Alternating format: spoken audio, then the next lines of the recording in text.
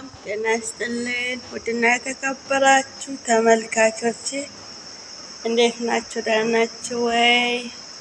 ሰላም ናችሁ ወይ? ያለው እግዚአብሔር ይመስገን።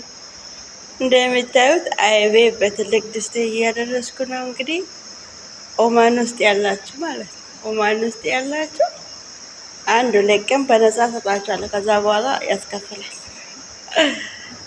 ያስከፍላል። በነገራችን ላይ ኦማን ላይ አይቤ አለ ወይ እንደ ላም አለ ወይ አትበሉ።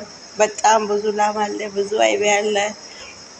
ግን ምን ያደርጋል ዋጋው ትንሽ ነው የአይቤው ማለት ነው። እንደውም ሰሜን ይሻላል ቅቤ ማለት ቅቤ ይሻላል። እና የአይቤ ዋጋው ትንሽ ነው። ትልቅዬ ባልዲ 3 ሪያል ነው። ትልቅዬ ማለት ነው። በጣም ትልቅዬ ባልዲ እና ዋጋው ትንሽ ነው። እኔ ግን በነፃ ወተትም ለምትፈልጉት አይቤም ለምትፈልጉት እኔ በነፃ ነው የምሰጣችሁ ለጓደኞቼ ማለት ነው።